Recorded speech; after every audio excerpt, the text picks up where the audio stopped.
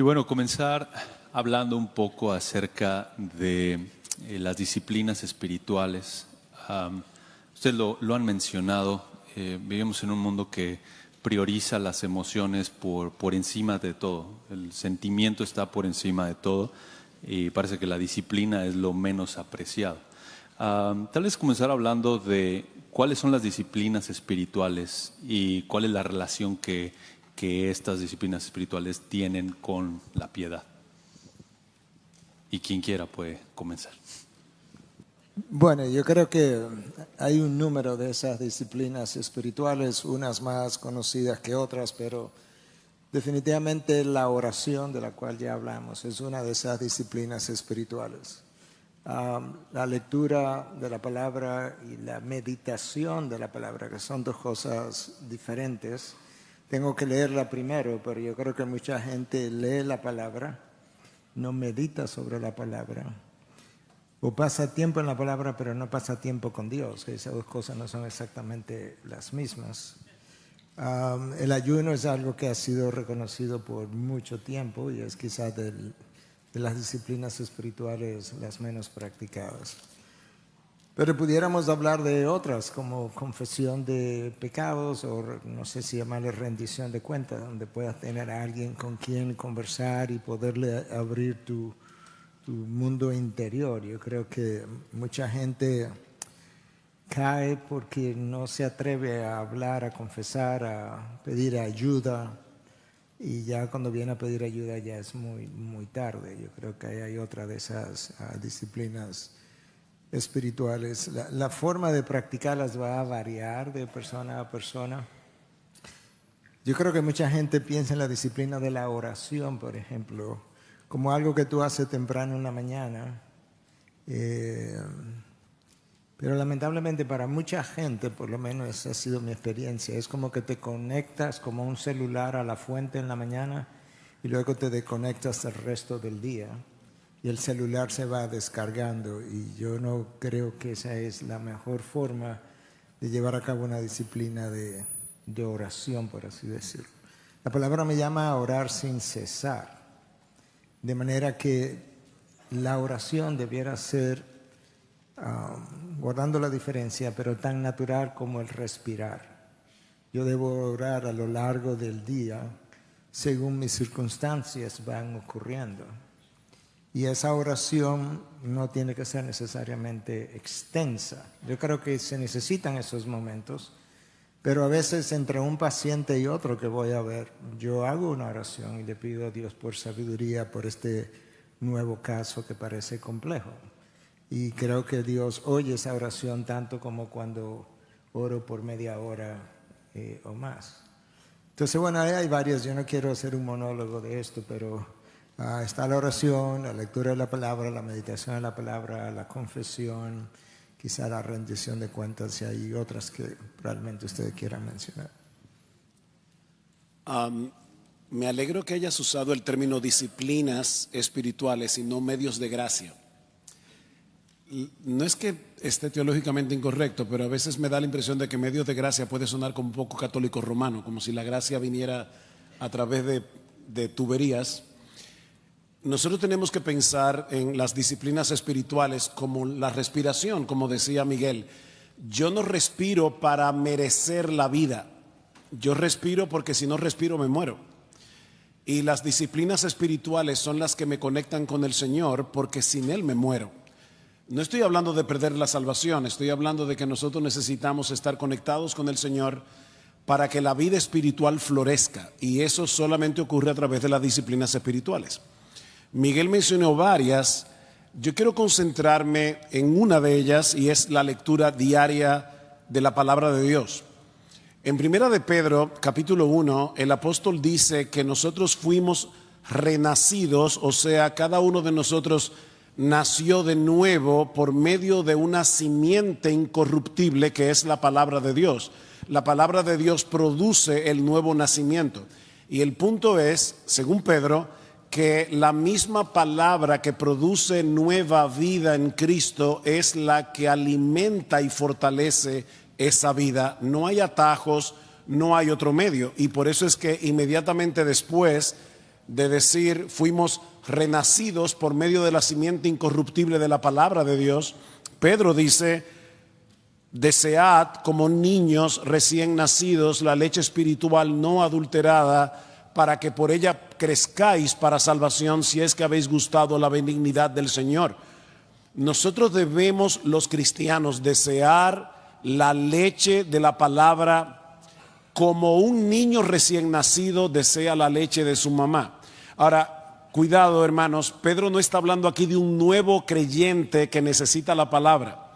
No importa si tú tienes 40 años, 50 años, 60 años en la fe, tú debes anhelar la palabra de Dios como el niño recién nacido. Te lo voy a poner de esta manera: todo niño nace con un deseo obsesivo compulsivo por la leche materna. Tú puedes buscarle un peluche enorme a un bebé y si él quiere leche, nada lo va a callar hasta que tenga leche. Y lo que Pedro está diciendo es: la nueva vida en Cristo debe venir con un deseo obsesivo compulsivo por esta leche espiritual no adulterada, y esa disciplina espiritual es fundamental para todo lo demás. Tenemos que leer regularmente, diariamente, la palabra de Dios y estar seguros de que cada cierto tiempo nos vamos a exponer a toda la Biblia. Hay personas que solamente leen los salmos o leen los evangelios. No, hermano, tú necesitas, para alimentarte, necesitas carbohidratos, minerales, proteínas. Bueno, tú necesitas toda la Escritura, porque toda la Escritura es inspirada por Dios y toda la Escritura es útil para enseñar, para redarguir, para corregir, para instruir en justicia. No necesariamente quiere decir que tengas que leer toda la Biblia en un año, pero debes estar seguro de que cada cierto tiempo te estás exponiendo a toda la palabra de Dios, y esa disciplina espiritual es fundamental. Dos cosas en cuanto a eso. Estoy totalmente de acuerdo con Sugel. Nosotros todos amamos la predicación expositiva secuencial. ¿Por qué no hacemos lo mismo en nuestro tiempo devocional? Que queremos leerlo secuencialmente, no solo buscar pasajes que creo que esto me va a impactar, pero ya comenzar de Génesis, Apocalipsis, ya terminé, lo vamos a hacer otra vez. Y alimentarnos diaria. Me impactó mi papi. No es mi papi, perdón, ¿verdad? Pero eso me impactó, ¿verdad? La esposa él le dice: ¿qué vamos a comer? ¿Y por qué preguntas? Excelente. No tenemos que preguntar, solo leer y alimentarse de eso. Y otra disciplina que en un sentido va con rendir de cuentas: la comunión. La comunión es vital. Es vital. Yo me muero sin comunión. Cuando estaba la pandemia, ¿verdad? Era algo que faltaba algo, faltaba ese conecte con las personas y todo. Y realmente habían iglesias que después de 3 años todavía no se habían abierto. Yo digo, ¿cómo? Necesitamos esa comunión. Y no solamente necesitamos esa comunión, mire esto. Yo creo que como padres debemos de enseñar a nuestros hijos la importancia de la iglesia. Y no solamente la importancia, pero amar la iglesia. Y que la iglesia va a ser vital. Donde se van a mudar, donde se van a ubicarse, primeramente tienen que buscar esa comunión que le van a alimentar, que le va a dar ese conecte familiar para poder crecer en esa disciplina. Iba a comentar que obviamente hay ciertas disciplinas que a través de los años y los siglos han sido como disciplinas clave, las que hemos mencionado, la meditación en la palabra, la oración, etc. Pero al final del día no podemos solamente enfocarnos en un par de cosas. O sea, Dios nos ha llamado a obedecer toda la Biblia. Por eso tenemos que leer toda la Biblia. Tenemos que ser hacedores de todo. Y sí, está bien concentrarnos en trabajar en particular en ciertas cosas, pero no es de que hoy yo cumplí con estas 5 disciplinas, entonces estoy bien. No, tenemos que ser hacedores de todo. Quizá un último comentario. Para mucha gente las disciplinas espirituales son difíciles de llevar a cabo. Pero aquellos de ustedes que estuvieron conmigo en el taller sobre el uso del tiempo, el problema comienza con que la mayoría de las personas no tienen una vida disciplinada, espiritual o no, la disciplina. Entonces, si mi vida diaria no está disciplinada y ahora yo tengo que encima de eso tener disciplinas espirituales, me va a ser doblemente difícil. Pero al mismo tiempo la mayoría de las personas que saben que no tienen una vida disciplinada no están usando bien el tiempo o no están llevando a cabo las disciplinas espirituales, tampoco hacen nada para arreglar ese problema. Y por eso yo comencé mi taller ayer diciendo a la audiencia, ¿por qué están aquí? Porque aquellos de ustedes quizá que se rieron ahora estuvieron ahí. O sea, el taller se llamaba El tiempo y la piedad. ¿Por qué están aquí? Y le pregunté a varios y la idea era porque reconocían que tengo un problema con el manejo del tiempo.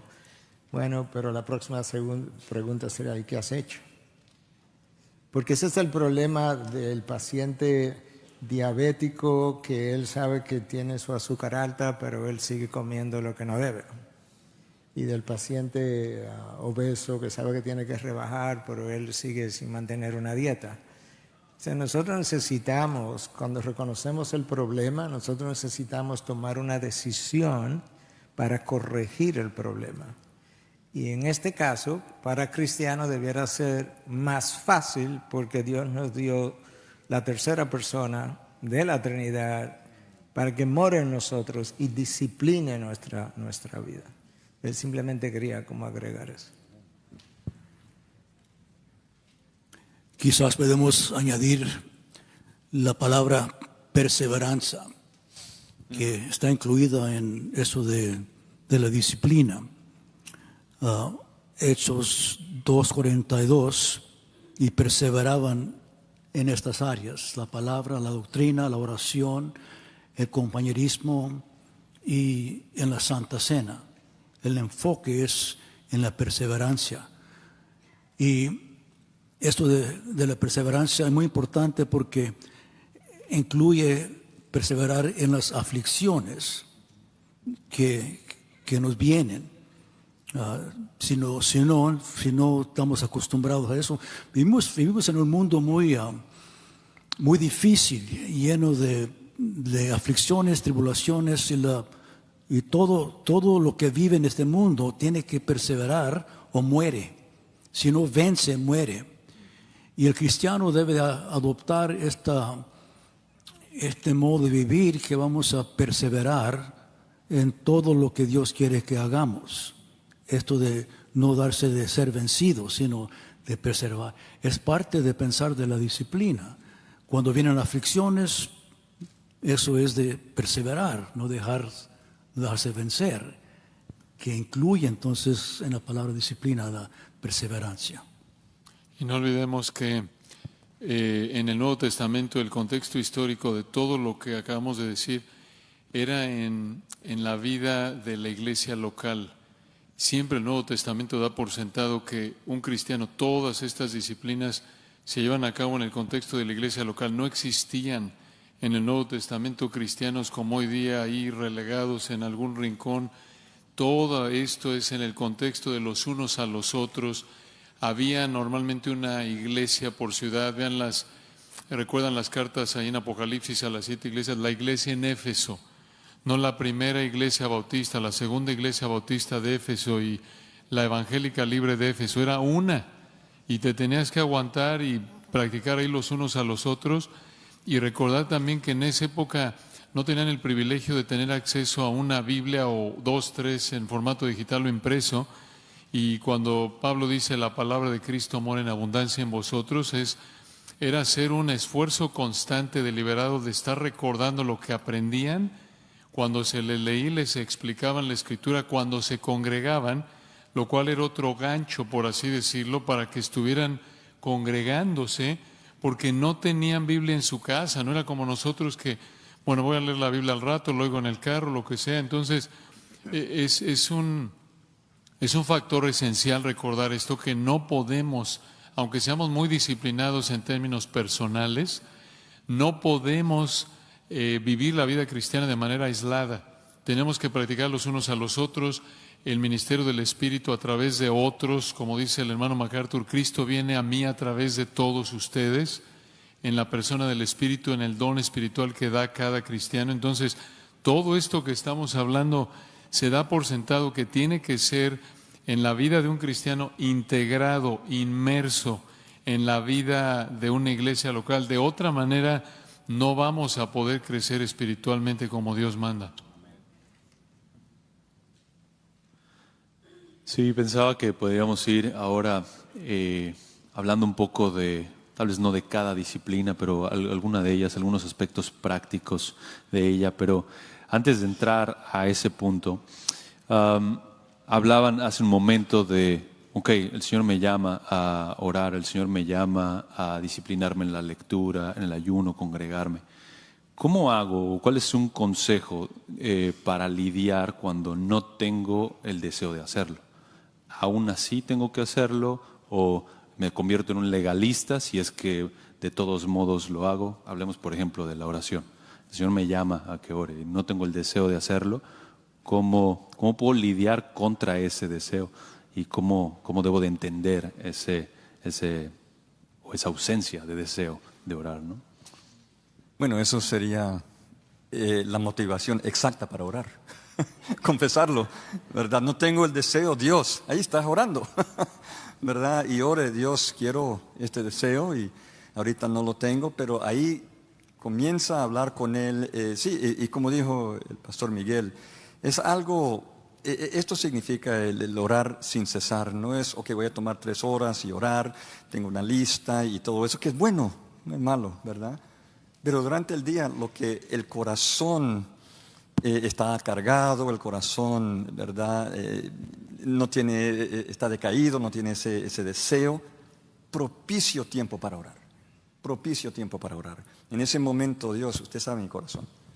Usted sabe que ahorita no tengo deseo para esto, de otro, ayúdame. Y entonces, como el mensaje ayer, ¿quién es Dios para ti? Eso, su concepto de Dios en ese momento te va a transformar, ¿verdad? Dios, tú eres bueno. Dios, tú eres santo. Dios, tú eres clemente. Dios, tú eres perdonador. Y ahí deje que los atributos de Dios cambie su mente para que diga, wow, Dios, quiero. Mire, este gran Dios que tengo, ¿por qué no estoy obedeciendo a ti? Quizás siguiendo un poco lo que Carlos estaba diciendo, las disciplinas espirituales no se nos dieron para cargarnos más.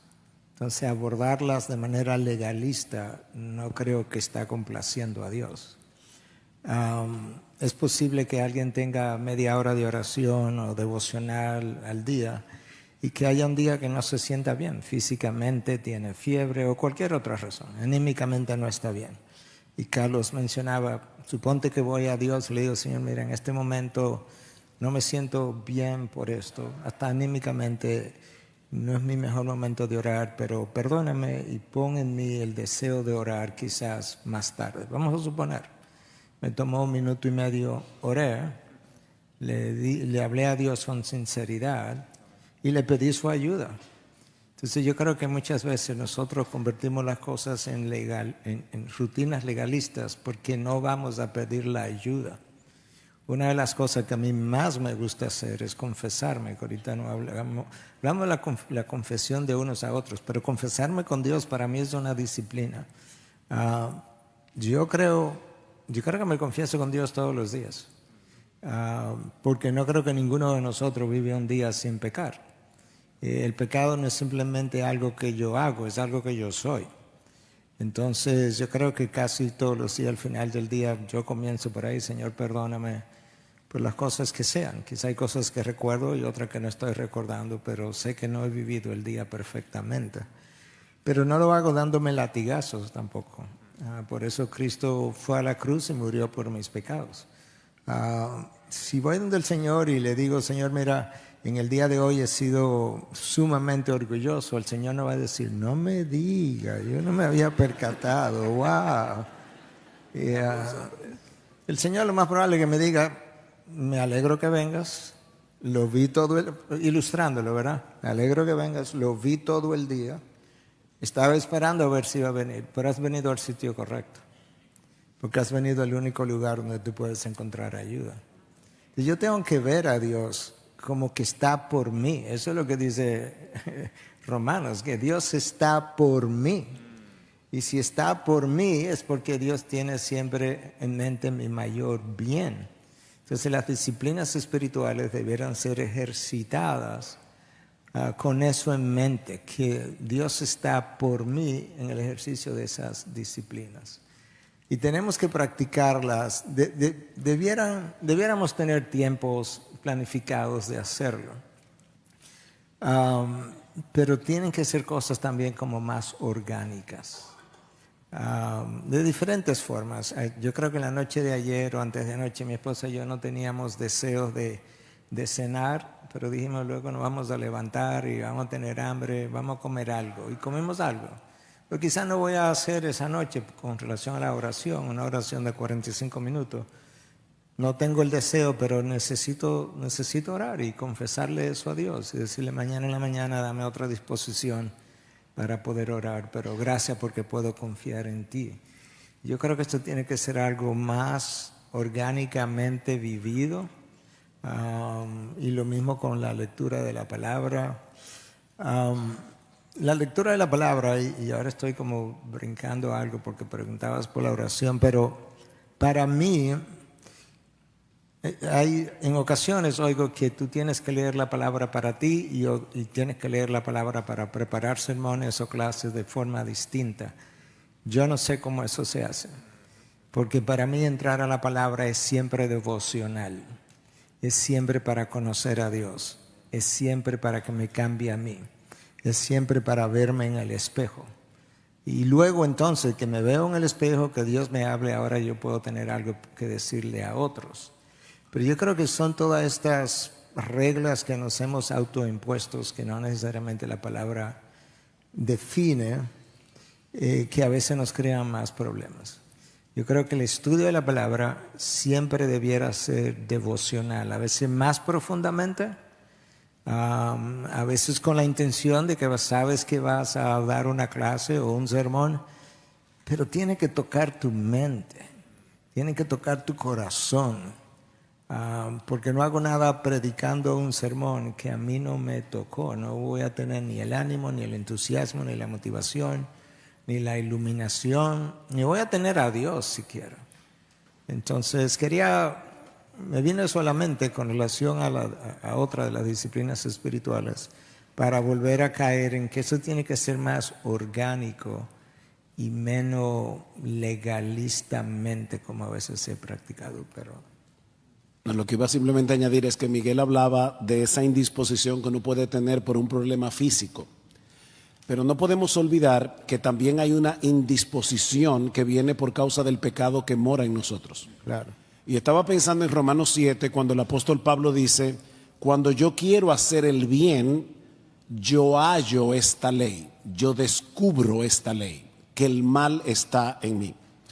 Yo puedo planificar ver una serie de Netflix y yo no voy a tener ninguna oposición en mi carne para hacerlo. Pero si yo me dispongo a leer la Biblia, tú tienes que estar consciente que hay un pecado que mora en ti que no quiere que tú lo hagas.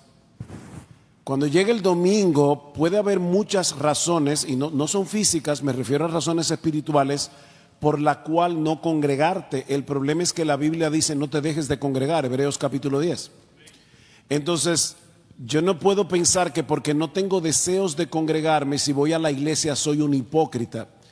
No, si yo no tengo deseos de congregarme y le pido al Señor que me perdone y me ayude para encontrarme con Él en el lugar donde Él ha prometido traer su presencia, cuando su palabra está siendo predicada, cantada, orada, etcétera, entonces levántate, vístete y vete a la iglesia y espera que el Señor en ese contexto obre en tu corazón. Ahora, este tema de las disciplinas espirituales tienen un elemento personal que no podemos obviar.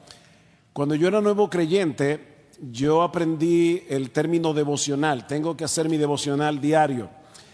Y al poco tiempo de ser un nuevo creyente, me di cuenta que eso no me estaba ayudando. El hecho de pensar en que tenía que hacer mi devocional, y yo cambié el término y lo he hecho ya por 47 años que tengo siendo creyente, y es: yo tengo una cita con el Señor. Y eso me ayuda a ver esto de otra forma. Cuando mi esposa y yo éramos novios y estábamos en un instituto bíblico estudiando, el instituto, yo estaba interno, ella estaba afuera, y el instituto me permitía solo hablar con mi novia 10 minutos 2 veces a la semana. Y yo me encontraba eso súper injusto, porque 10 minutos en el saludo se iban los 10 minutos. El punto es por el interés que yo tenía por ella, 10 minutos me parecía muy poco. Si alguien me decía: tienes que hablar con tu novia por 1 hora, yo le voy a decir: amén, qué bueno, porque yo quiero hablar con ella.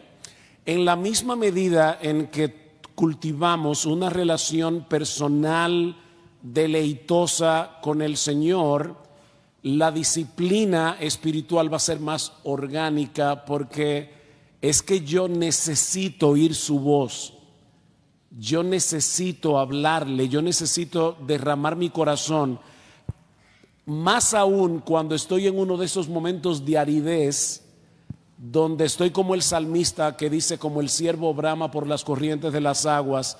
Ese salmo suena muy bonito, pero lo que está describiendo no es nada bonito. Es un creyente que está seco y está diciendo: yo me siento seco, como el ciervo brama por las corrientes de las aguas, así clama por ti, oh Dios, el alma mía. Mi alma tiene sed de Dios, pero tiene sed porque yo me siento árido. Él dice: estoy en tierra seca y árida donde no hay agua. Entonces, mi hermano, díselo al Señor. Él te conoce, Él te entiende, pero pídele tiempos mejores.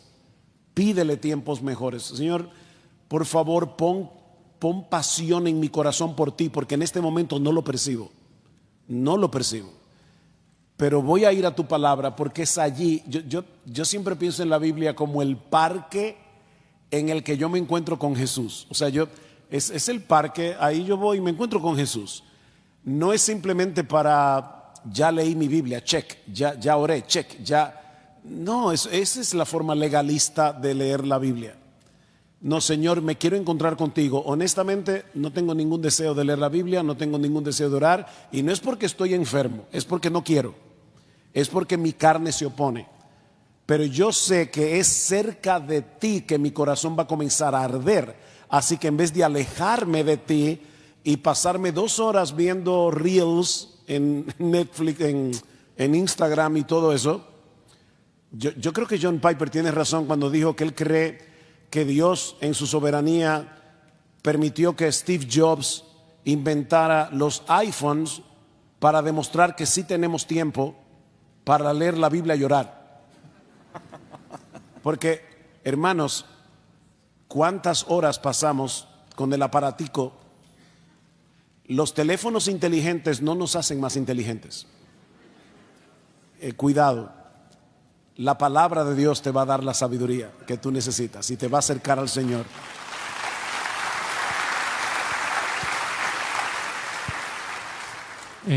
Regresando al tema que mencionó Alex de la perseverancia, yo creo que es muy relevante aquí porque sí, o sea, todos luchamos con las disciplinas y todos vivimos por esos tiempos secos donde no quieres orar, y es precisamente en esos momentos donde tienes que hacerlo y hacer lo que hizo el salmista, es decir: alma mía, ¿qué te pasa?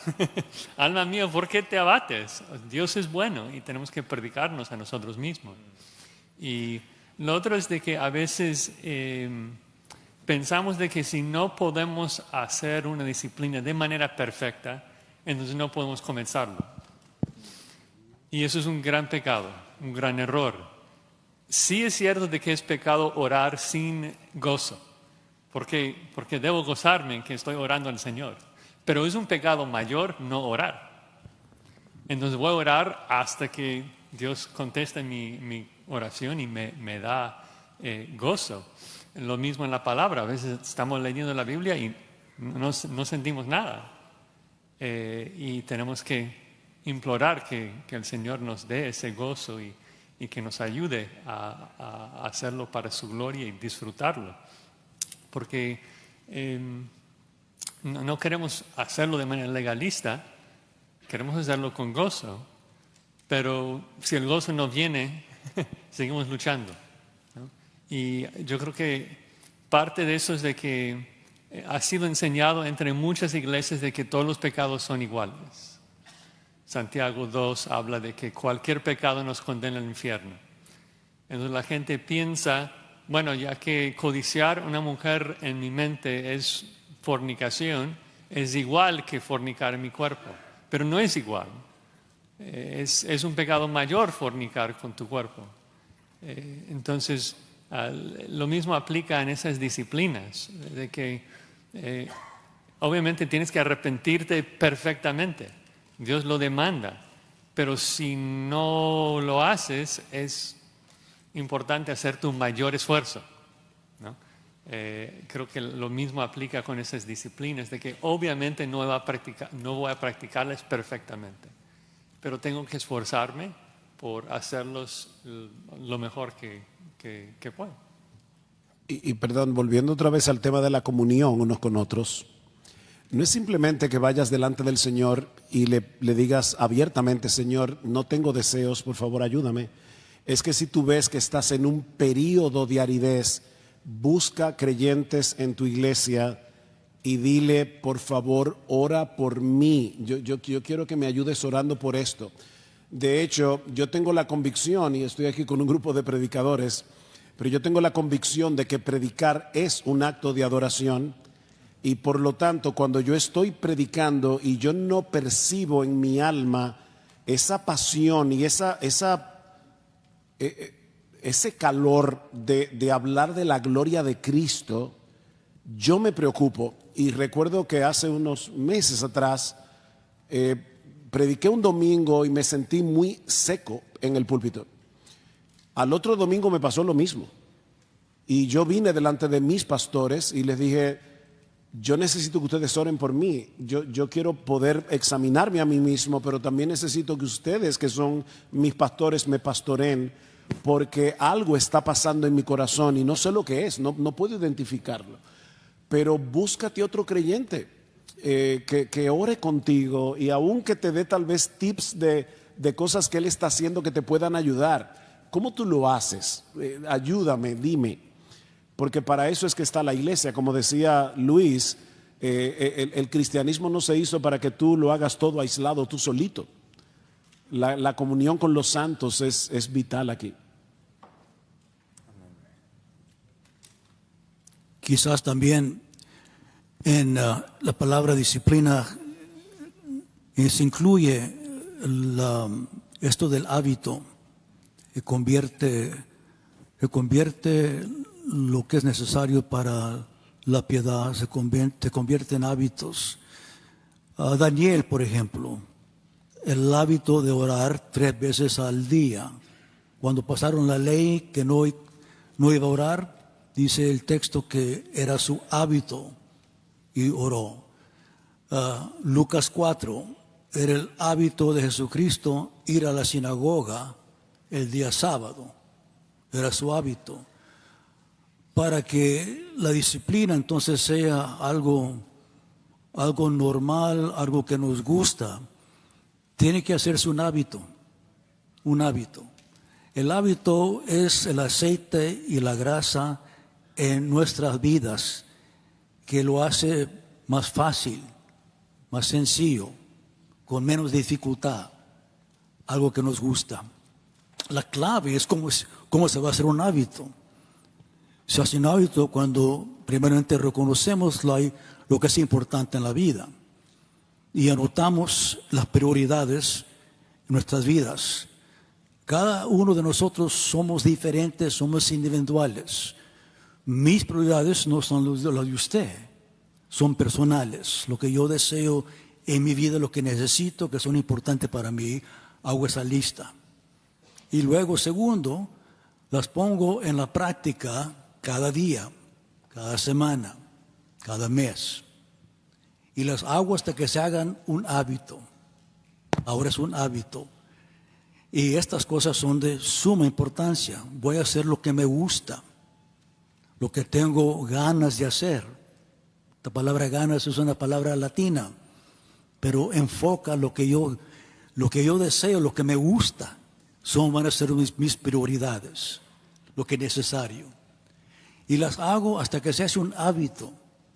Y el hábito es lo que me hace hacer cuando no lo quiero hacer, porque ya estoy acostumbrado a levantarme a cierta hora, a ir a correr a cierta hora, a comer a cierto tiempo, a leer a cierto tiempo, a orar a cierto tiempo. Y eso es un hábito, es parte de la vida que tengo. Y esas prioridades son las de nosotros. Ahora, el problema es que todos los demás quieren mi tiempo, me la quieren robar. Pero si ya lo tengo como hábito, entonces ahí puedo yo reducir lo que no quiero hacer. No puedo. Decimos no, ya estamos una vida de disciplina. Y así es, todos nosotros somos personas de hábitos, buenos o malos. A cierto punto, a fulano de tal, aquí se nos duerme. Y cada persona es diferente. Se habló de la disciplina de John Wesley, que se levantaba a las 5 de la mañana a estudiar y orar. Y eso se les explicó a los hermanos. Y este fulano, este estudiante, hizo lo mismo. A las 5 de la mañana se levantaba para orar y leer, etc. Trabajaba todo el santo día hasta la tarde. Después de unas 2-3 semanas estaba totalmente fatigado, gastado. No le dijeron que a las 2 de la tarde Wesley dormía por 3 horas.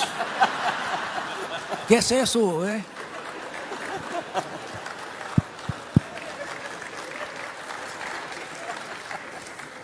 Entonces incluye los hábitos. Cuando la disciplina se hace un hábito, entonces ya gozamos de la vida, porque los hábitos son lo que nos gusta hacer y vamos a hacerlos. No sabía que la siesta era una disciplina espiritual. Amén. Un par de cosas. Dios nos dio su espíritu para que nos ayude en toda nuestra vida. Una de las virtudes del fruto del espíritu es el dominio propio.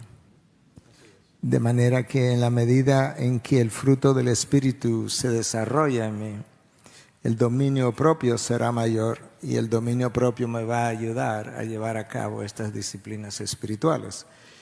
Pero a la vez las disciplinas espirituales me llevan a la llenura del espíritu. Entonces es como un círculo no vicioso, sino virtuoso, donde yo cultivo las disciplinas espirituales a través de las cuales yo puedo rendir mejor mi vida a Dios y por tanto el Espíritu quedar en mayor control de mi vida. Y en la medida en que esa llenura del Espíritu aumenta, voy a tener mayor dominio propio para seguir alimentando estas disciplinas espirituales. Volviendo a la disciplina de la oración, cuando tú comenzabas, Homero es tu nombre, Homero, cuando comenzabas a hacer la primera pregunta, todavía no sabía ni siquiera en qué dirección iba y yo estaba orando. Simplemente, Señor, danos sabiduría para contestar las preguntas que nuestro hermano tenga. 5 segundos. Y a eso es que yo me estoy refiriendo al orar sin cesar continuamente, y muchas de las otras disciplinas espirituales pudieran ser practicadas, unas más, unas menos, de una forma similar. Y regresando ahí a tu pregunta, Homero, de que si no tengo ganas, 2 ahí observaciones. Una, lo que debemos evitar hacer es vivir en base a lo que sentimos, no controlados por las emociones. Eso es terrible, Miguel habló de esto, engañoso es el corazón, y creo que el ejemplo de Sugel es muy bueno. Digo, al final, aunque no tengas ganas, escoges hacerlo. Cuando Pablo dice, golpeo mi cuerpo y lo pongo en servidumbre, o el Señor está en Getsemaní y pudo haber muerto de tristeza, es ahí a lo que apunta el texto. aún así no se haga mi voluntad sino la tuya. Abraham, cuando el Señor le pide en Génesis 22 que sacrifique a Isaac, no creo que estaba brincando de gusto, aunque Hebreos nos dice, Hebreos 11, ¿no?, que consideraba que el Señor lo iba a resucitar. Entonces, el punto es que uno tenemos que operar a veces por diferentes razones, no tienes ganas, puede ser pecaminosa, puede ser aspectos físicos, como decía Miguel, y aún así buscas hacerlo. Y al mismo tiempo creo que ayuda, aunque nos reíamos del ejemplo del hermano Montoya, hay sabiduría y hay que ejercer sentido común en la práctica de las disciplinas espirituales. Y lo dijo Miguel, con frecuencia somos como los de Colosenses, nos inventamos reglas humanas que las vemos como espirituales, y si no me paro a las 5 de la mañana y leo media hora diaria, estoy pecando. Bueno, en ningún lugar la Biblia dice que tienes que pararte a las 5 de la mañana a orar. Dice que la palabra tiene que controlarte. Entonces, hay una sugerencia de aplicaciones, ejercer sentido común. Hay diferentes etapas en la vida. Una mujer que está embarazada, que acaba de dar a luz, seguramente no va a tener la misma energía que tenía cuando tenía 20 años o 15 y era muy disciplinada y oraba media hora diaria, y cuando no lo hace cuando acaba de dar a luz, se puede sentir culpable porque no lo hacía cuando tenía 10 años antes, no estaba en la misma situación. Entonces, hay etapas en la vida y tratemos de recordar qué dice el texto y qué no dice el texto, y que hay diferentes aplicaciones y que el Señor nos dé sabiduría para ejercer sentido común al aplicarlo. Bueno, esto abrió la puerta. Estoy pensando también en el mensaje de Jesús a la iglesia de Éfeso, que realmente leyendo las características de esa iglesia, una iglesia trabajadora, una iglesia que dice ahí, trabajado arduamente, y entonces quizás esta aplicación más a los que ministran en iglesia, ¿verdad? Que ese trabajo que carga y sobrecarga, y algunas veces no hay esa gana de aislarse para orar o algo, y me llama la atención, ¿verdad? Y dice ahí, pero tengo contra ti que has dejado tu primer amor. Y lo que me llama la atención es que muchas veces trabajamos y hemos olvidado lo elemental del Evangelio. ¿Por qué estamos aquí? ¿Y cómo llegamos acá? Ahí dice, ¿verdad? Recuerda, por tanto, ¿de dónde has caído? Y entonces yo creo que muchas veces debemos preguntarnos, ¿por qué no deseo esto? Quizás el impacto del Evangelio o el Evangelio no me está impactando. Y entonces regresar a lo elemental del Evangelio.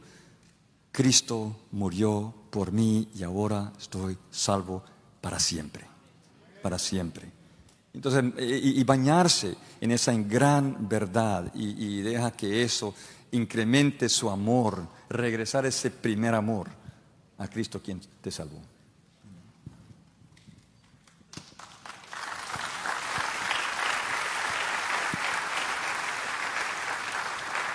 Una de las prácticas que más enfatizaron ahora fue la práctica de la lectura de la palabra. Y tal vez algunos consejos desde su corazón pastoral para la práctica de la lectura de la palabra, en particular con el peligro de quererme leer en la Biblia, que como si todo girara en torno a mí. O sea, no sé, leo a Abraham y Dios le está diciendo que se vaya de Ur, yo también me voy de Los Ángeles. No es como, sí, algunos consejos prácticos de la lectura de la palabra.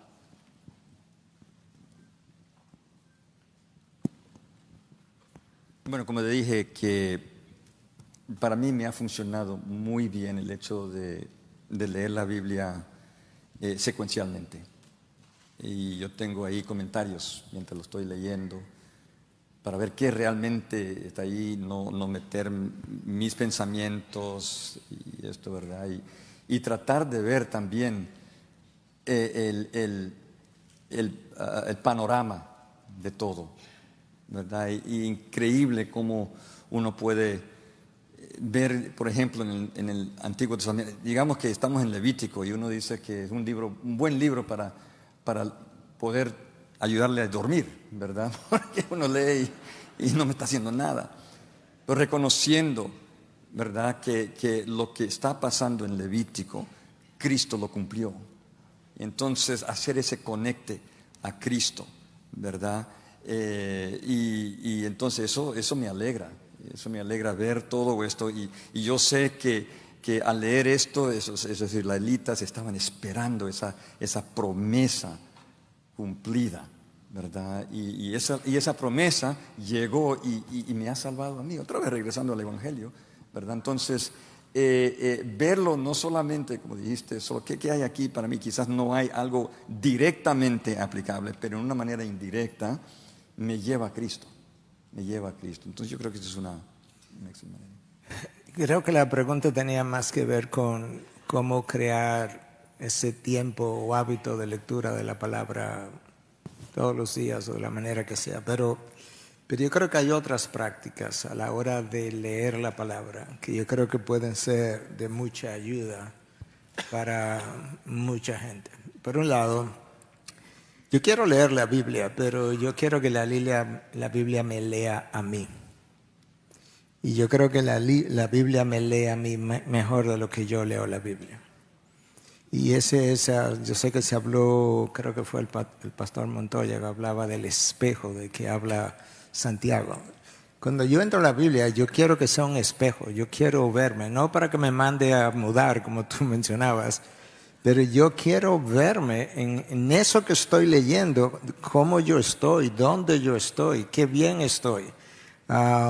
Estoy progresando, no estoy progresando, si tengo algo que confesar, etcétera, etcétera. Yo creo que eso es una buena práctica, porque no solamente es una práctica que me va a permitir mejorar, pero me va a permitir dar mejores consejerías a otros. Porque lo que estoy viendo en la Biblia acerca de mí, probablemente lo vaya a oír en consejería hoy, mañana, pasado o cuando sea.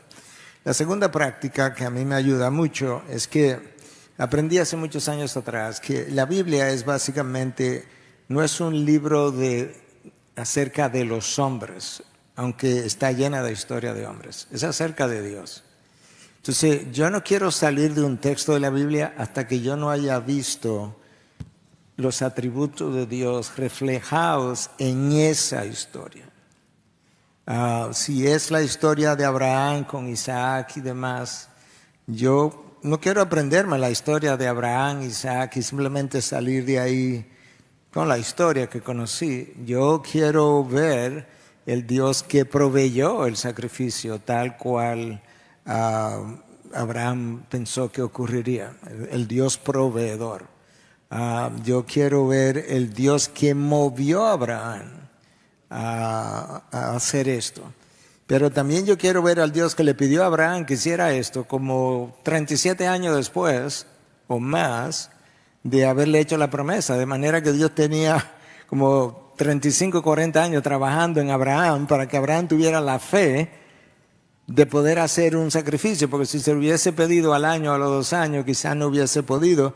Yo quiero ver a Dios en el texto bíblico.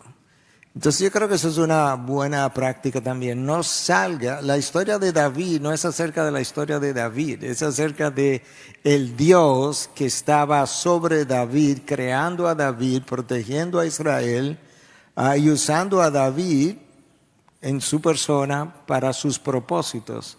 Yo creo que si nosotros hacemos eso, vamos a estar más entusiasmados cada vez que salimos de la Biblia. Porque vimos a Dios más grande, vimos atributos de Dios, refrescamos atributos de Dios. Y una de las cosas que pasa al leer la Biblia pasa mucho con la oración, aunque me devuelva un momentito, pero Donald Whitney del Southern Baptist Theological Seminary, él enseña la materia de disciplinas espirituales y él dice que la mayoría de la gente no le gusta orar porque ora siempre las mismas cosas acerca de las mismas cosas. Y eso es aburrido, porque si oras las mismas cosas acerca de las mismas cosas, ¿cuántas veces lo voy a hacer? Entonces, cuando oras la palabra, entra a un texto de la Biblia y trata de ver de qué forma ese texto tú lo puedes convertir en oración, va a encontrar continuamente nuevas motivaciones para orar. Bueno, pero igual yo puedo hacer eso al leer la Biblia, que leo los pasajes de la Biblia y encuentro las mismas cosas acerca de las mismas cosas. El Daniel, el fiel, David el valiente, y que yo no lo soy. Hermano, es acerca de Dios que está leyendo. Y es la historia de Dios vista a través de la historia de hombres con los que Dios quiso relacionarse para darse a conocer Él. Y yo creo que eso para mí ha sido muy iluminador. El hermano Montoya habló de formar hábitos y eso es sumamente importante. Yo creo que algo bueno puede ser el hecho de que busques un lugar en tu casa donde puedas estar tranquilo y hazlo tu lugar de encuentro con el Señor. Y tal vez tener tu Biblia ahí. El hecho de tener un plan de lectura ayuda porque no es lo mismo levantarse por la mañana y comenzar a pensar, ¿y ahora qué leo? Yo tengo un plan de lectura, no necesariamente que todo el mundo tiene que seguirlo, pero es un plan de lectura que lo he seguido por años y yo cada día que me levanto ya yo sé qué me corresponde leer. Y Dios me habla a través de su palabra. Entonces, en ese sentido, te aconsejaría que planifiques ese tiempo, o sea, no trates de encontrar en el día un momento para leer la Biblia y orar, porque probablemente no lo vas a encontrar.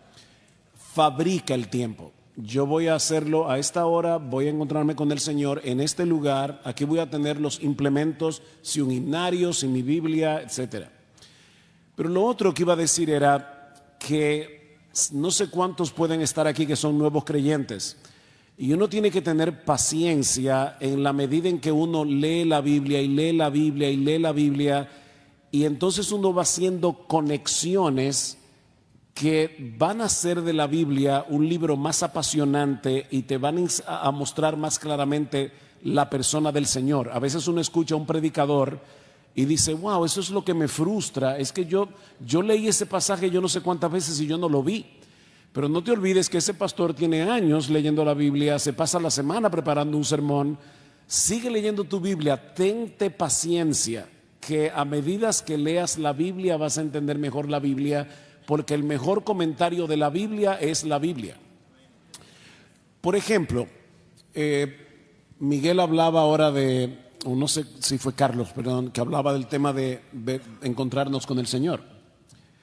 Te toca leer, como en estos días que me tocó leer en mi devocional, el final de Jueces.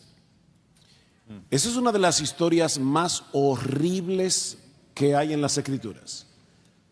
Agarran a la concubina del levita, la viola todo un pueblo, la matan y él la corta en 12 pedazos y manda un pedazo a la tribu de Israel.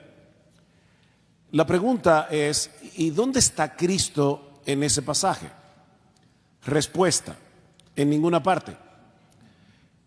Hermanos, Cristo no está debajo de cada piedra y detrás de cada árbol del Antiguo Testamento, como decía David Helm. No metas a Cristo donde no está, porque vas a terminar alegorizando las Escrituras. Y con las Escrituras no se alegoriza. No lean la Biblia de una manera alegórica, nunca lo hagan. Ahora bien, ¿dónde está Cristo como quiera? ¿Cómo yo puedo llegar a Cristo desde ese pasaje? Bueno, el libro de Jueces es parte de un rompecabezas de toda la historia de la redención. Ese libro está ahí por una razón. Una de ellas es prepararme para la monarquía, porque el libro de Jueces dice: en aquellos días no había rey en Israel, cada cual hacía lo que bien le parecía. En la Biblia hebrea, después de Jueces va Samuel. Yo sé que en español va Ruth, pero no en la hebrea Ruth está después. Después de Jueces va Samuel, porque viene la instauración de la monarquía. Pero cuando tú lees el Antiguo Testamento te das cuenta que el rey que necesita el mundo, según Jueces, ni siquiera era David, que era el mejorcito de los reyes de Israel. ¿Cuál es el rey de Israel que la nación necesitaba y que el mundo necesitaba? Ese rey se llama Jesús. Entonces, en una forma correcta yo puedo conectar ese texto con Jesús. Yo no estoy tratando de meter a Jesús en la historia, pero ese texto me está diciendo: yo necesito un rey, y yo necesito un rey que gobierne mi corazón. Y ese rey no es David, ese rey no es Salomón, obviamente, no es Ezequías, no es Josías. ese rey es Jesús. Entonces, de esa manera yo puedo ir haciendo conexiones en la Biblia para poder decir, wow, qué glorioso que nosotros tenemos un rey como nuestro bendito Señor y Salvador Jesucristo. Ese es el rey que mi corazón necesita y es el rey que el mundo necesita. Es una forma de leer la palabra, conectando con Cristo. Pero cuidado, no hagan aterrizajes forzosos en el Calvario. Y conectado a eso, creo que es la bendición de tener un plan y de leer la Biblia de manera secuencial, de que nos ayuda a ubicarnos en el canon bíblico. ¿No? La persona que hace sus devociones así, a ver qué voy a leer y lee algo diferente cada día, es difícil saber en dónde estoy. Mientras que si estoy leyendo un libro, ok, yo sé que ya estoy dentro del antiguo pacto aquí. Y es un pacto condicional y estás viendo los argumentos. Aquí estoy en Proverbios, esas son comparaciones sabias. Esas no son promesas de Pablo de que Cristo va a volver. Eso es un proverbio que dice que el hijo sabio alegra a su padre. Y esto normalmente es cierto, si no hay otras condiciones. Pero a veces un hijo sabio tiene un padre necio, borracho. Y no debe pensar, bueno, mi vida no trae ninguna alegría a mi padre, entonces es porque no soy sabio. No, es un proverbio. Entonces el hecho de tener un plan, de seguir el plan, yo creo que nos ayuda mucho a tener ese hábito y luego de poder ubicarnos en donde estamos en la Biblia. Y el otro, yo creo que lo que comentó Luis era muy sabio de ejercer el sentido común. Porque en cada etapa de la vida, la forma que nos disciplinamos en la lectura creo que se luce un poquito diferente. Si eres soltero y no comienzas tu día a solas con el Señor, me pregunto por qué. ¿Qué otras cosas tienes que hacer? O sea, si tienes un hijo recién nacido, no, o sea, él te levanta. Y no pues, déjame 15 minutos, voy a leer mi Biblia. No, o sea, tienes que atenderlo. Si tienes hijos adolescentes en la casa, tú tienes que formar esos hábitos en ellos cuando se levantan a la palabra. Entonces hay que ejercer alguna sabiduría para ver cómo ejecutar un plan de lectura, pero sí o sí debemos estar leyendo. También ahí se ayuda recordar, tenemos la inclinación que está bien, siempre al llegar a la Biblia decir cómo lo puedo aplicar, que está bien. La Escritura es útil para llevarnos a que seamos enteramente preparados para toda buena obra, pero primero tenemos que entender el significado correcto. Otra vez, intención autoral. ¿Qué quiso el autor que entendiera la audiencia original? Y ya de ahí pregunto entonces, ¿qué? Como dice el hermano Abner Chao, estudias la Biblia y preguntas qué dice, por qué lo dice y entonces qué. Y para responder esas preguntas, idealmente, si puedes tomar una clase de cómo interpretar la Biblia, sería ideal. Te puedes meter al IDEX, una comisión ahí, por favor. Instituto de Expositores o en tu iglesia, seguramente Integridad y Sabiduría tiene por ahí una clase de hermenéutica de cómo estudiar la Biblia. Y hacer ahí, seguir los pasos, ¿no?, de estudio bíblico y hacerlo poco a poquito, conforme puedas. Y otra sugerencia es, observa, asumiendo que estás en una iglesia donde tienes pastores fieles que entienden, saben cómo estudiar, cómo interpretar, cómo predicar el texto. Observa cómo tus pastores explican la Biblia, cómo la aplican. Y conforme estás, a lo mejor están predicando Romanos, y tú en tu estudio personal estás leyendo Romanos.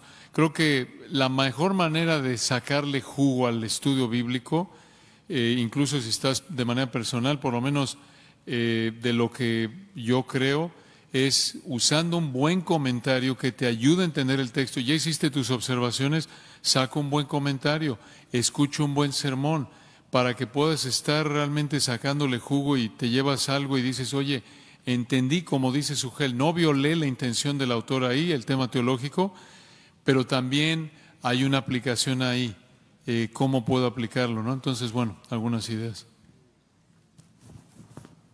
No, gracias, gracias hermanos, adelante. Sí, el punto que Luis hizo es muy importante porque muchas veces como cristianos pensamos que tenemos que leer la Biblia sin ayuda, nomás el texto. Y todo pastor reconoce que podemos estudiar la palabra no en manera académica, sino en manera también devocional. Vamos a predicar el mensaje, pero lo estudiamos bien y en el proceso de estudiarlo, Dios nos habla y paramos durante el estudio a orar, a llorar muchas veces. Somos conmovidos por la verdad que está allí y eso debemos comunicar a los hermanos que es bueno, es correcto. Usted pueden tomar, hay estudios bíblicos, el comentario de la Biblia del Dr. MacArthur, que tiene todas las notas, etc. Importante leer, ver las notas, las cross references que están allí, y allí el Señor nos enseña la verdad del pasaje, el por qué, y luego de ahí viene el qué. Y eso es bueno. No es decir, no, pues eso es algo mal. No, es algo bueno aprender la palabra. Solo, perdóname. No, remarcando lo que dijo ahí el hermano Montoya, pensando en dos textos, recuerden Nehemías 8, Esdras explicó la ley, dio sentido, Hechos 8, el eunuco etíope y Felipe. Recordemos que la palabra de Dios fue escrita hace miles de años atrás, en un idioma diferente, en una cultura diferente, y por eso, remarcando lo que dice el hermano Montoya, necesitamos ayudas, buenos libros que nos ayuden a entenderla y verlo no como hombres que estás dependiendo de los hombres, no del Espíritu. Claro, el Espíritu te da la capacidad, pero también nos ha dado la facultad de razonar y a través de la facultad de razonar nos ayuda a entender y necesitamos por ello regresar al pasado para reconstruir, entender, y Dios usa a hombres que ha dotado, Efesios 4, 11, no solo vivos, sino ya algunos están en la gloria a través de sus libros, sus sermones, sus escritos. Entonces, aprovechemos eso porque tenemos una necesidad, porque siendo honestos, hermanos, la lectura es el primer paso, la observación del texto es el primer paso del proceso para entender correctamente el texto y luego ya preguntar cómo se aplica. Porque si pensamos que estudiar la Biblia es solo leerle ya, Señor, gracias, dame sabiduría, no vas a entenderla correctamente. Te lo podemos asegurar, y probablemente no la vas a aplicar correctamente. Por eso es muy importante ese punto, de nuevo, y no ponerlo así tipo católico aquí, solo los eruditos pueden entender la Biblia. No, cualquier creyente genuino puede, simplemente necesitas entender, saber cómo la estudio, qué herramientas uso para estudiar, qué estoy buscando. Lo que dijo Sugel es correcto, pero la verdad la mayoría de nosotros, aunque hayamos leído Jueces y Primero de Samuel por 10 años, no creo que hubiéramos llegado a esa conclusión, a menos de que alguien nos diga, no lo había visto. Pero ese es parte del ministerio del Espíritu a través de hombres dotados. Gracias, hermanos. Ahora tal vez moviéndonos un poco sí hemos hablado de las disciplinas espirituales como a nivel individual, pero han enfatizado ya varias veces el aspecto de la comunidad, de que no lo hacemos de manera aislada, sino en el contexto de una iglesia local. Ahora, háblenos de algunos consejos, o más bien, ¿cómo es que se ve un amigo piadoso? ¿Cómo ser un amigo piadoso? Y cómo buscar amigos piadosos para que en ese contexto de iglesia local nos ayuden a seguir creciendo a la piedad. Yo creo que en particular para pastores es muy, muy importante rodearnos de hombres que nos van a decir la verdad. Y sí, hay muchas personas que nos van a elogiar y nos van a decir, qué sermón. Pero no necesito escuchar esto. necesito ser corregido. Y un amigo fiel es el que me va a hacerme, o sea, ver mi pecado, mis errores, mis debilidades. Entonces, busca hombres que tengan la confianza de señalar cosas que debes de mejorar. Esos son tus mejores amigos. Con relación a tu pregunta también de cómo luce una persona piadosa, si pensamos en la imagen de Cristo y luego pensamos de nuevo el rol del Espíritu en mi vida, una persona piadosa debe exhibir el fruto del Espíritu: amor, gozo, paz, paciencia, mansedumbre, benignidad, fidelidad, hasta llegar a dominio propio, porque esa es la imagen de Cristo.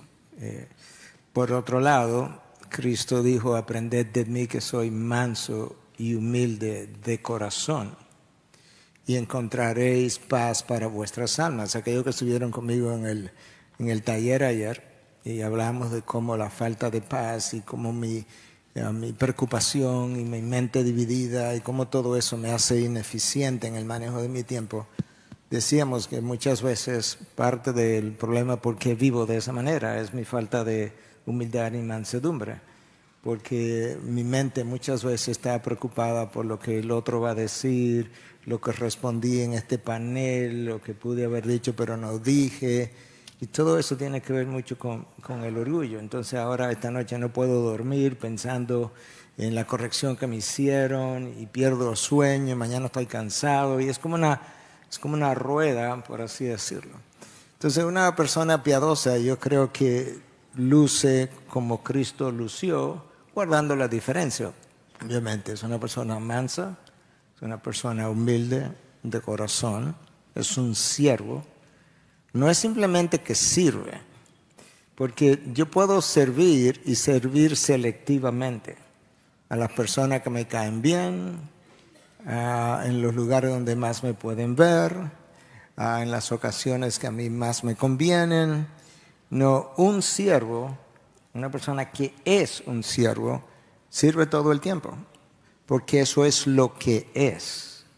Lo otro es simplemente un acto que yo hago. Yo creo que Cristo no se le pasó la mano cuando dijo que Él es manso y humilde de corazón. En otras palabras, eso es lo que yo soy. Eso es lo que Cristo estaba diciendo. Eso no es simplemente lo que yo hago, eso es lo que yo soy. Entonces, de nuevo, volviendo al rol del Espíritu en mí. El rol del Espíritu en mí es convertirme en la imagen de Cristo. Y la imagen de Cristo luce como el fruto del Espíritu, que uno lo tendrá más desarrollado que otros.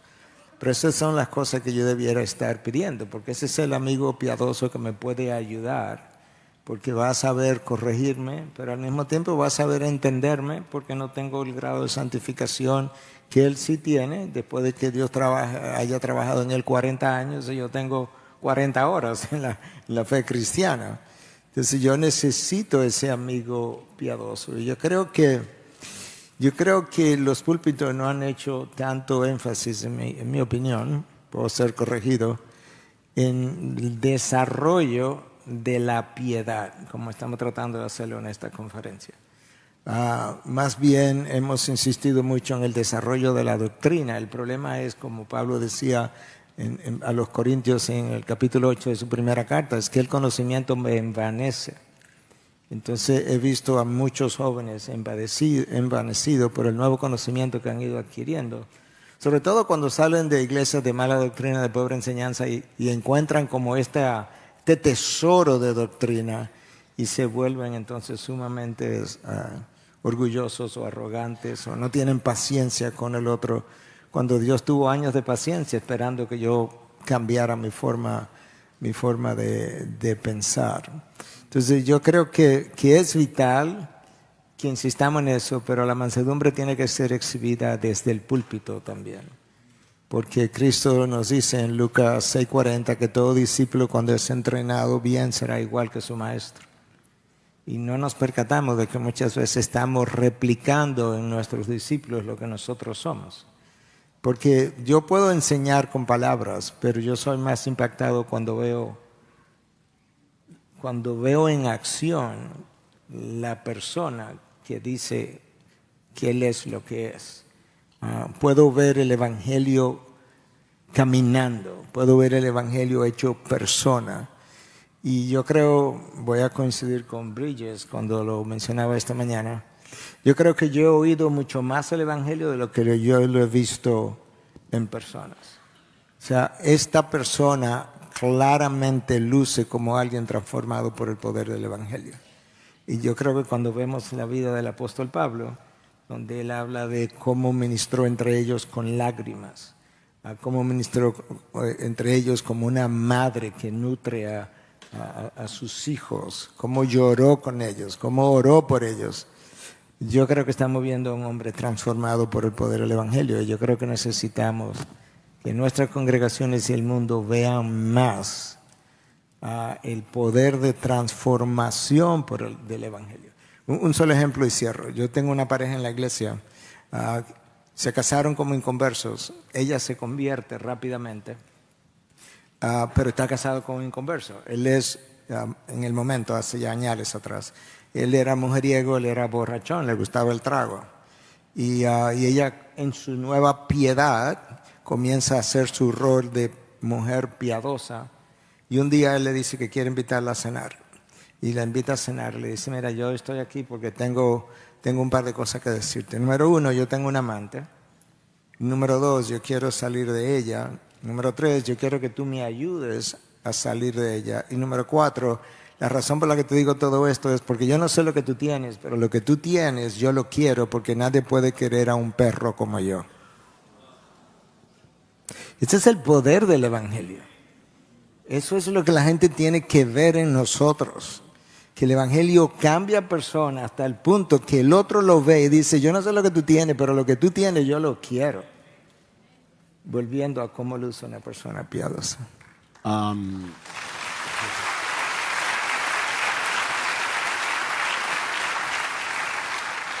Cuando hiciste la pregunta sobre cómo identificar amigos piadosos, algunos textos vinieron a mi mente, me gustaría compartirlos brevemente. Uno de ellos es Proverbios 18. La Reina Valera dice, su deseo busca el que se desvía. La Biblia de las Américas, si no recuerdo mal, dice, su propio deseo busca el que se aísla.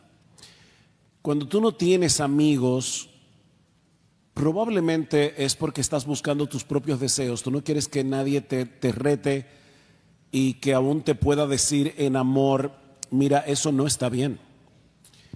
Por otro lado, otro texto que vino a mi mente fue 2 Timoteo capítulo 2, versículo 22, donde el apóstol Pablo le dice a Timoteo, huye de las pasiones juveniles, pero luego le dice, y sigue la justicia, la fe, el amor y la paz con los que de corazón limpio invocan al Señor.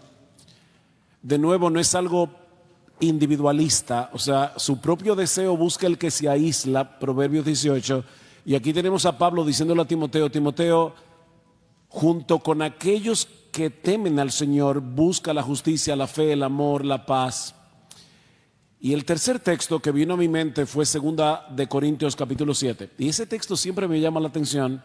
Pablo está relatando una situación difícil que tuvo en un momento dado en su ministerio, y de repente dice lo siguiente, porque de cierto cuando vinimos a Macedonia, esto es Pablo hablando, ningún reposo tuvo nuestro cuerpo, sino que en todo fuimos atribulados, de fuera conflictos, de dentro temores, pero Dios que consuela a los humildes, creo que las Américas dice que consuela a los abatidos, nos consoló con la venida de Tito. Lo que me llama la atención de nuevo aquí es el gran apóstol Pablo. Tito es mucho más joven que él. Pero Pablo no dice aquí, estaba abatido y Dios me envió un ángel para fortalecerme. No, le envió a Tito, a su amigo, a aquel que servía junto con él en el ministerio. Y Dios usó a este amigo para consolarlo. Entonces yo creo que un buen amigo es una persona a la que yo puedo abrirle mi corazón, porque yo sé que me va a escuchar con el oído del Evangelio. Eso quiere decir que no le va a pasar la mano a mi pecado, pero tampoco me va a aplastar por mi pecado, sino que me va a restaurar con el evangelio de la gracia de Dios. Es la persona a la que yo puedo decirle, óyeme, yo necesito que ores por mí, estoy triste. De hecho, voy a traer un ejemplo muy personal aquí. Tiene que ver con Miguel. Yo no sé si Miguel se acuerda, pero hace unos meses Miguel y yo veníamos hablando por teléfono y yo le abrí mi corazón a Miguel y le comenté, le dije, mira, en estos días yo no estoy teniendo buenos días porque estoy bajo mucha prueba, y le abrí mi corazón y cosas que Miguel aún conoce porque aparte de ser mi amigo también es médico nuestro y lo molesto un montón de veces. Pero bueno, el punto es que le comenté a Miguel, y yo no sé si te acuerdas, pero llegué al parqueo de mi casa y tú me dijiste, mira, ¿sabes qué? Voy a orar por ti, pero ¿por qué no oramos ahora mismo? Entonces yo tengo aquí un amigo que me está diciendo, me está oyendo, yo le puedo abrir mi corazón y no va a decir, ¿cómo puede ser posible que este hombre es pastor y no sé qué? Es que ese no es el punto aquí. Es poder ser transparente y ser transparente con alguien con quien tú puedes ser transparente, que tú sabes que le importa, que va a orar por ti y que aún te puede dar un consejo y un ánimo amparado en el evangelio y en las promesas de Dios en su palabra. No es pensar, este es pastor y este predica cada rato de la palabra de Dios. ¿Saben qué, hermanos? Nosotros los pastores también necesitamos que nos animen y también necesitamos que nos recuerden las mismas verdades de las Escrituras de las que tal vez yo prediqué en algún momento, pero yo necesito un amigo que me lo diga otra vez. Dios usa eso. Esos son amigos piadosos con los que tú te puedes y te debes rodear. Y volviendo al punto que comenzó Josías, no es que esto es una ley de Media y de Persia y que todo el consejo de pastores deben hacer eso, pero una práctica sana es que en nuestro consejo de pastores todos los martes el primer punto de agenda es evaluar lo que sucedió el domingo en la iglesia. Y analizamos los himnos que se cantaron, todas las cosas, pero también la predicación de la palabra. Y eso ha sido una escuela para todos nosotros porque así como nos dicen lo bueno y nos dicen el mensaje del domingo estuvo muy bueno, me encantó esta parte, ¿sabes qué? Yo creo que tardaste demasiado tiempo explicando esto cuando pudiste haberlo hecho más simple y entonces no te dio tiempo para aplicar todo lo que pudiste haber aplicado. Entonces el hecho de poder tener también amigos con los que tú puedes hablar y te pueden evaluar con transparencia, pero también con gracia, eso contribuye enormemente a nuestro crecimiento personal y ministerial. Necesitamos amigos. Un par de cosas simplemente, sí me acuerdo de la conversación. Pero me acuerdo por una razón muy particular, y es que eso es lo que yo quisiera que hicieran conmigo. Si yo estuviera en la misma necesidad, que yo pueda abrirte mi corazón, o sea, su u otro, y que la persona pueda orar por mí en ese momento. Y sí me acuerdo, además por las otras cosas que sabía de enfermedades y demás. Pero apoyando algo que Suhel acaba de decir, nosotros los pastores somos ovejas. Y no hay nada que aquellas ovejas que están ahí necesiten que yo no necesite. Yo soy una oveja del gran pastor. Y si tú necesitas oración, yo también. Si tú necesitas estímulo, yo también. Si tú necesitas a alguien que pueda llorar contigo, yo también. Si tú necesitas un buen amigo, yo también. Si tú necesitas a alguien que te entienda, yo también. Si tú necesitas un consejero, yo también. Lo que va a variar básicamente es a veces frecuencias con las que vamos a necesitar ese tipo de cosas. Nosotros somos ovejas necesitadas del gran pastor. Esa es la realidad.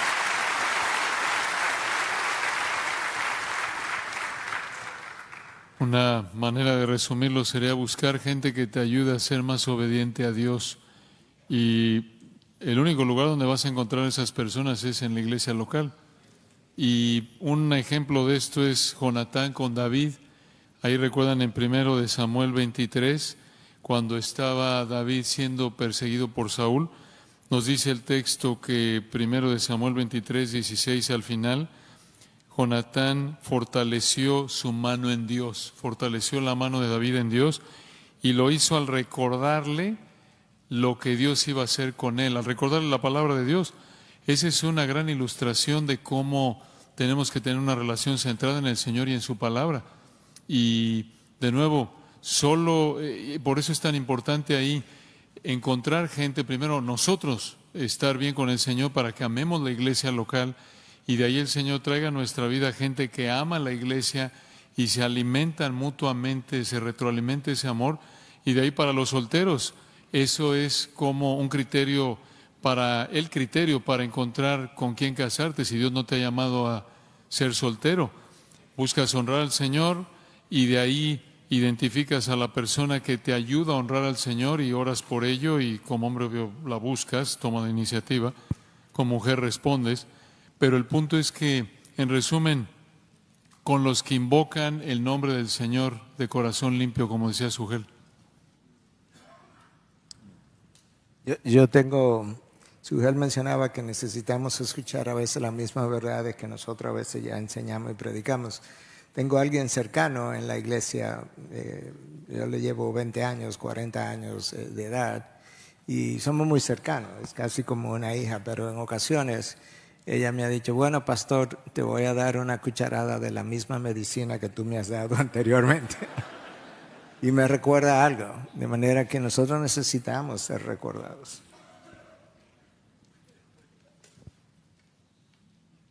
Gracias, queridos hermanos, por apartar este tiempo.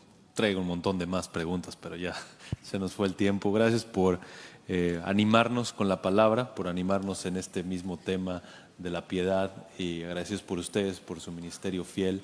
Y bueno, vamos a terminar esta sesión, tal vez igual con una palabra de oración, así como comenzamos. Pastor Luis, tal vez si nos quieres dirigir en una palabra de oración. Oremos. Señor, te agradecemos por la bendición que nos diste de estar juntos en este tiempo.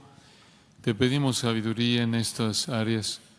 Oramos por nuestros hermanos, todos realmente tenemos que perfeccionar la santidad. Necesitamos crecer en tu gracia y conocimiento.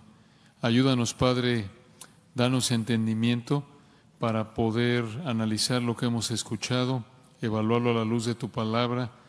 Y danos sabiduría, Señor, fortaleza para someternos a tu palabra y seguir ejercitándonos para la piedad. Oro por mis hermanos que están en situaciones de aflicción, que quizás están luchando de manera particular con alguna tentación, porque tú los consueles, los animes, los fortalezcas para tu gloria. Amén. Amén. Gracias. Gracias, hermanos.